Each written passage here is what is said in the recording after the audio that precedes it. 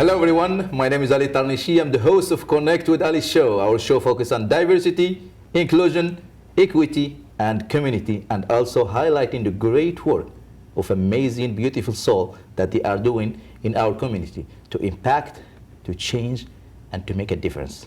And today, I have a great friend of mine, beautiful soul that making a change, making an impact in her way. Please help me welcome my friend Anne-Marie. Hello, Anne-Marie. Hello, Ali. What a beautiful connection. We didn't see ourselves and each other since 2022, huh? Exactly. It's been 2 years. It's about time that we get back together and have this beautiful conversation. Amazing. Welcome to the show, and thank you for accepting the invitation, my friend. What a great topic that we are diving into. Let's Connect. This beautiful book that we share together, we work on together, and we would like to dive into your chapter. Let the children lead. Just get out of the way.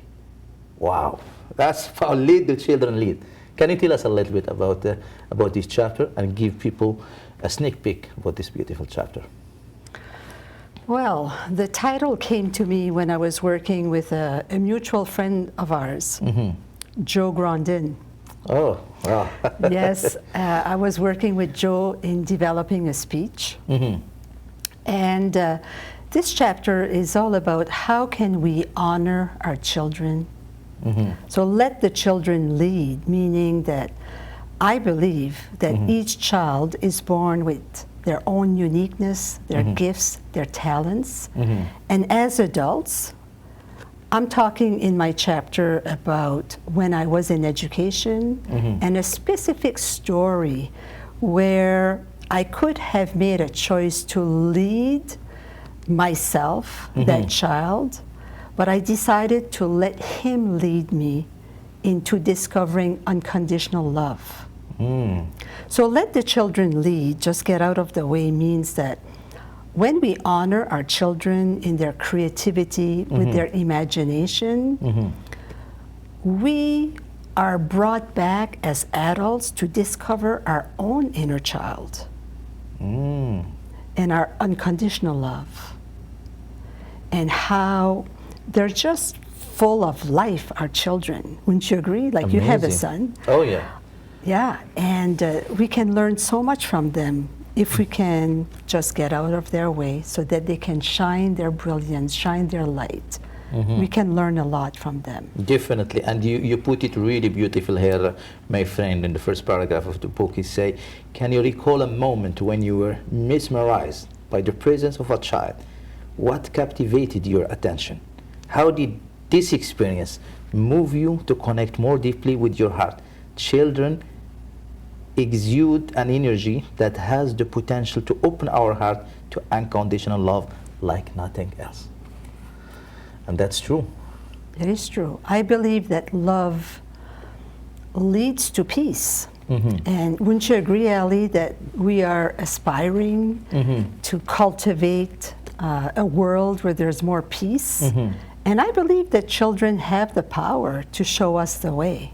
Definitely. As a matter of fact, there was a study done by NASA scientists, and it was a longitudinal study, so spanning over a number of years.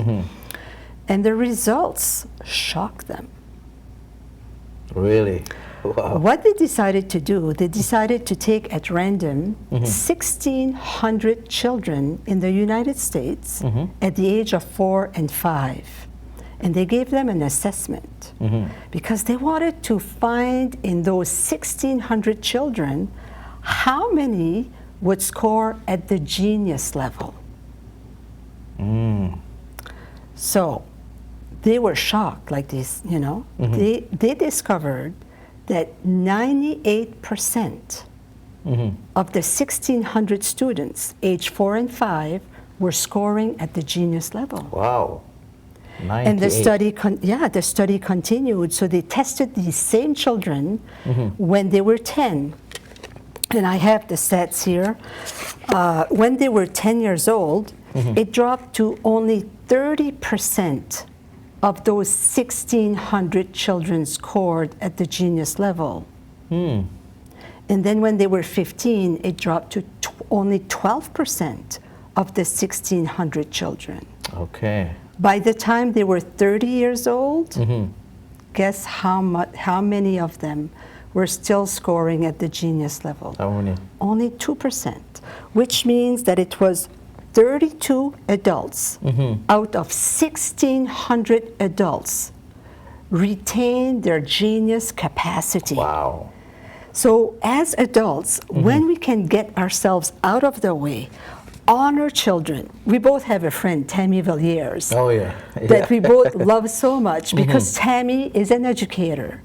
And she has developed what is called the Hero Intelligence Education School Academy. I can't remember what it's called, but she's nailing it. And she has developed this program so that we can help our children nurture their brilliance. Definitely. And I mean, we do need innovation in our world today, and our children have it.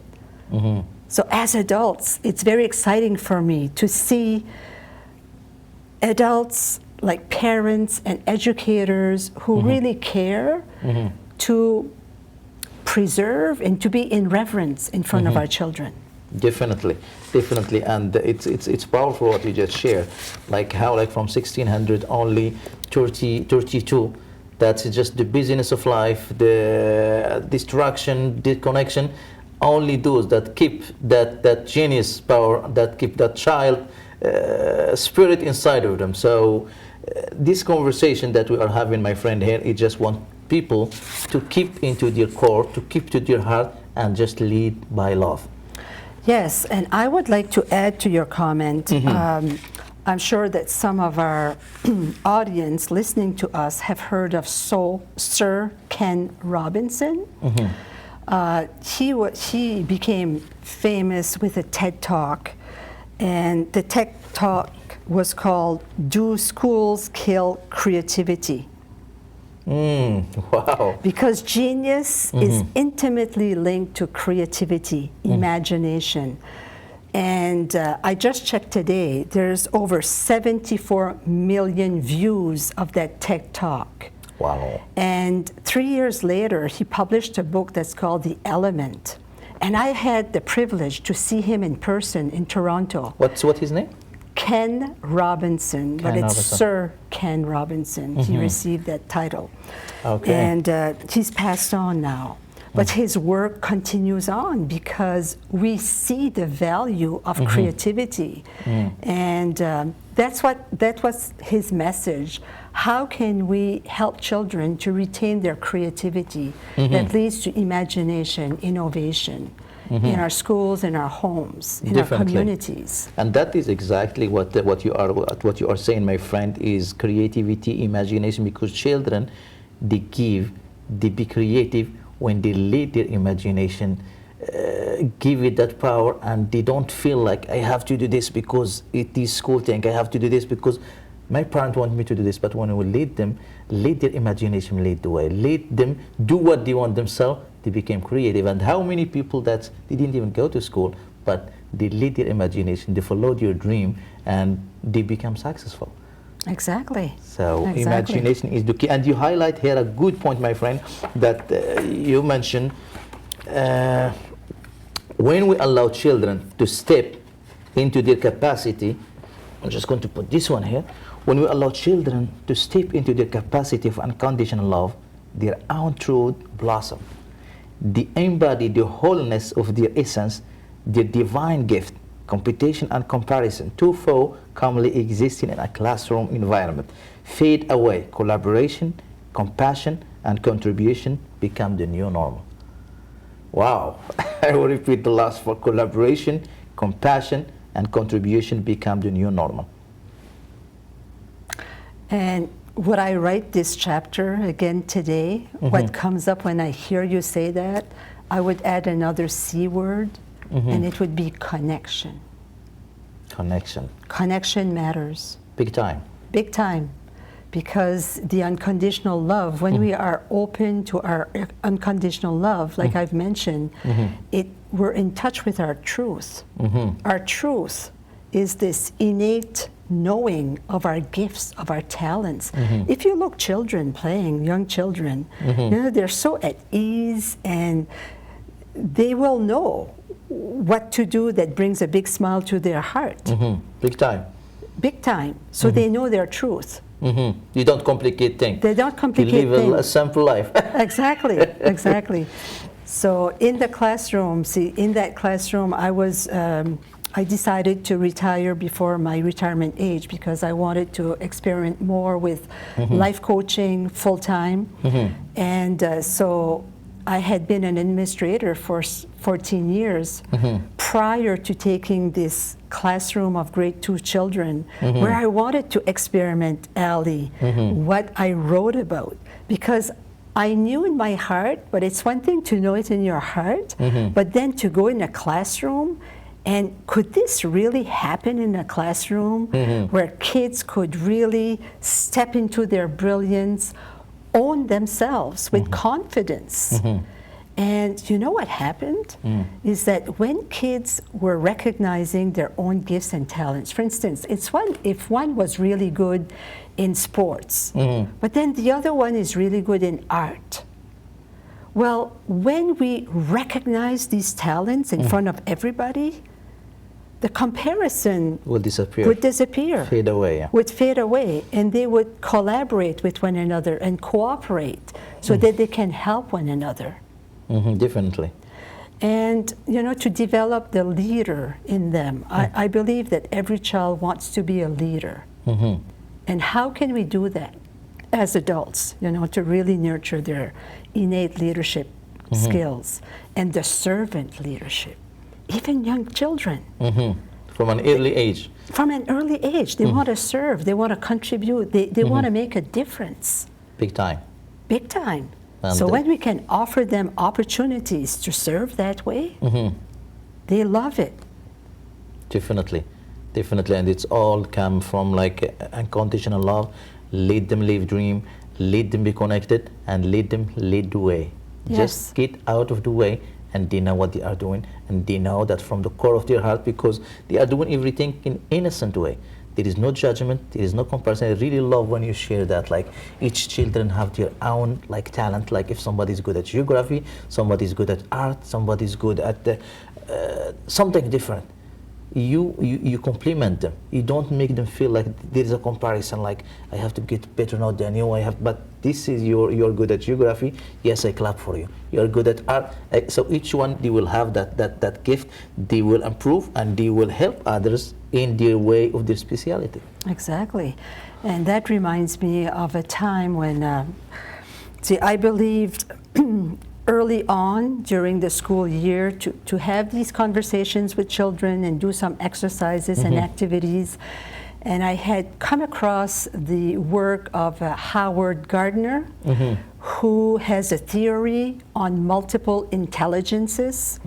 So that we are all born with specific intelligence that we can shine in that intelligence. Like I said, you know, some people are very good in art. Other people, give them a mic, they would love to sing or tell jokes in front of the classroom. They all have this gift. And so anyway, I had them build their own brain and putting the multiple intelligences. There were 7 at the time, but now there's more. We've discovered that there's more. But depending on how they scored themselves on the different intelligences, they would put like a bigger dot on the brain. So everybody saw that the brain was different and that we honored that, you know. So, and these were all displayed in the school library. Wow. So kids were just proud of who they were. They were confident. You know, it raises the self-esteem and Big time. self-worth because they know they are special. They were born special.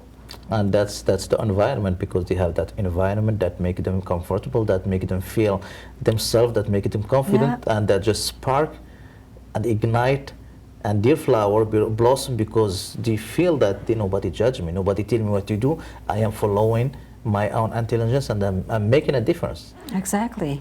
And that just will bring us to the next day. Now time is is running after us, especially when you talk about something good. Always time go faster. So you mentioned here, my friend, in page 143, to love children unconditionally, eradicate judgment, and allows them to step into their own essence of love by feeling safe and supported. When there is an opening of heart, connection depend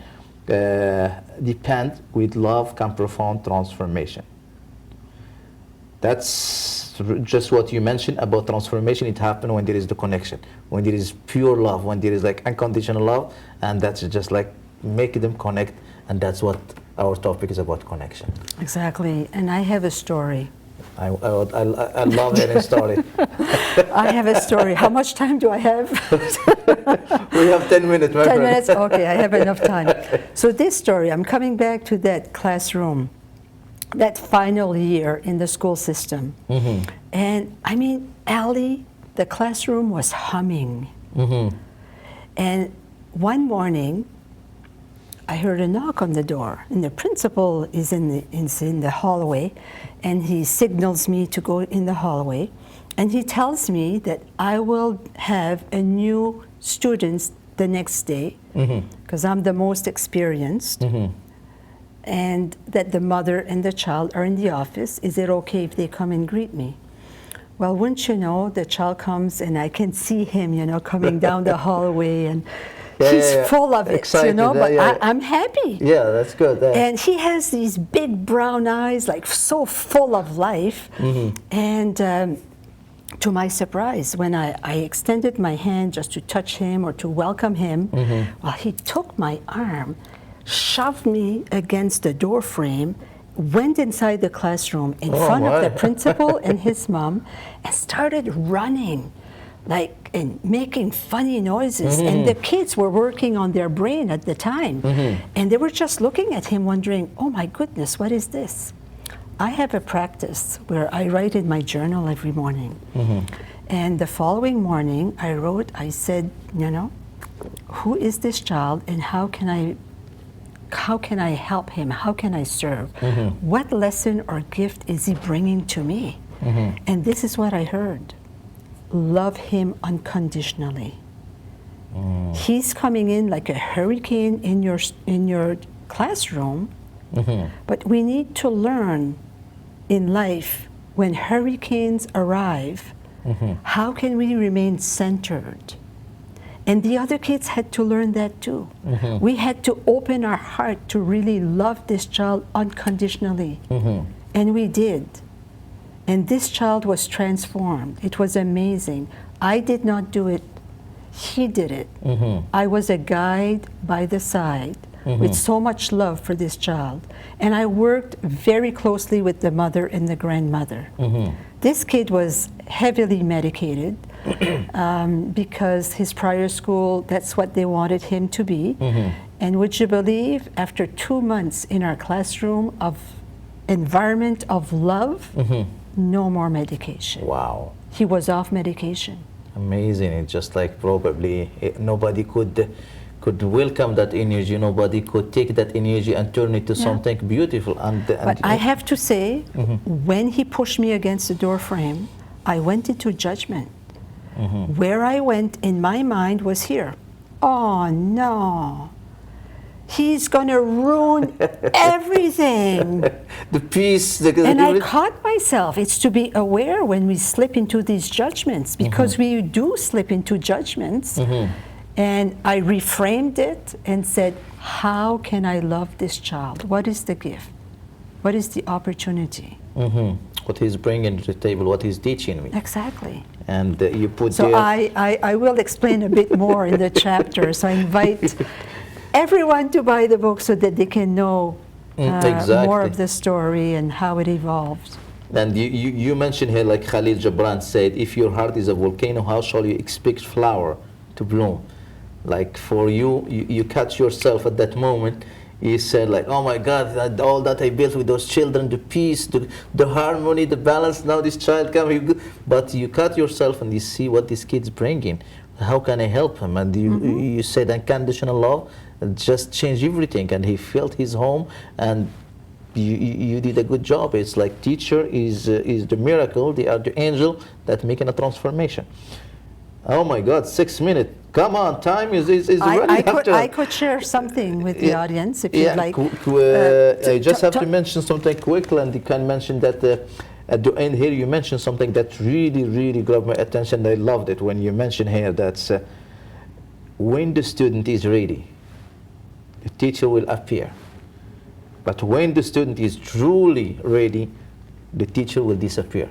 Isn't that beautiful? Wow, I listen to you and I have goosebumps right now. Yeah, like that when the student is such... ready, the teacher will appear. But when the student is truly ready, the teacher will disappear. And can you honor who said that? Because it's not me. That's Tao Te Ching. Exactly. Tao Te Ching, this is like a profound, very powerful, because if the teacher gets out of the way, the student don't need a teacher anymore. The teacher will disappear. Can you add a little bit to that, my friend? Now this is very powerful. And well, the thing that comes to my mind, I could elaborate, but we have a few minutes left. The educational model, the Montessori schools, the Waldorf schools are often private schools, but those schools, and they inspired me when I became a teacher. I studied about the Montessori and Waldorf schools. So I knew of how to get out of the way.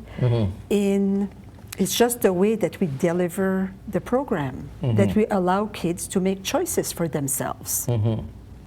And so that they can also develop like self-discipline and to self-regulate, and they learn so much when they are put in a position where they can make decisions for themselves. Because children want to do the best. They want to become the best that they can. And yeah. And you explain it here quick. Getting out of our children's way means to allow them to face and overcome their challenge on their own term, with us as guide by their side, to lead them be while remaining curious and enthusiastic about entering the world wholeheartedly, to enable them to discover their divine gift and talent while exploring, retaining, and sharing their own genius ability, to be in reverence of their magnificence, to have faith that soars our back. So everybody, lead the children, lead the children, live their life, lead the children, have that harmony with their imagination and creativity. You have something to share, my friend, about... Well, you know what? I brought two books that are dear to me, and because I know both authors, and if there's any educators listening, there's a book called Flourishing in the Holistic Classroom by my friend Lisa Marie Tucker. She teaches at the University of Winnipeg, and when I lived in Winnipeg, she would invite me to go speak to the students training to become teachers, so that I could share with them, you know, my own experiences and my own views. Also, and she wrote a book, there. Flourishing in a Holistic Classroom. That's the book, Flourishing in the Holistic Classroom. Exactly. And the second one? The second one is called Completely Connected by Rita Marie Johnson. And I studied with Rita Marie Johnson, and it is a beautiful practice to learn how to connect more deeply with self through our feelings and needs. That book, I would like to see in every classroom and in every home. That book can literally change our world, Ali. We will share that at the link, and we'll share that in the comment if anybody interested, because we want like to lead the children, lead and get out of the way and find a different way that the children can get in that connection with their gift, get in connection with their talent, so they can blossom, so they can bloom, so they can just achieve what they want. And Ali, may I add, that book will be connecting with self and others peacefully and with love, with an open heart. So that is a tool. That's all what we need, connection with the heart, with the soul. And when we are doing that, we just do everything with love and happiness. And I know time is 1 minute left. and you guys hear the story of Lead the Children, Lead and Get Out of the Way chapter of my friend Anne-Marie in the book one, Let's Connect, One Word, One People. And this book, I think the only book that 100% fund of the sale of the book is going to charity, is going to children, to help children. And last year, my friend, we raised $1,000. We helped Boys and Girls Club, we helped YWCA, we helped Queen of Heart. And this year, we are trying to touch more hearts, to help more kids and to connect with more kids, so we can lead the children, lead the way, and we can get out of the way. So anybody, this is the book one, Let's Connect, One Word, One People. Last word, my friend, we have like 30 seconds. And how do they get the book? They can get the book on Amazon, and they can get it also, just contact one of us and we can get them a copy, and it will be soon at Chapters. Oh, happy to hear that. Yeah, happy to hear that, and we're really happy like to make a difference, and anybody can make a change. Don't say somebody can make a change, be the change you want to see in the world. Be the proactive person that take that initiative. Time is running after us, my friend. Thank you very much. Merci.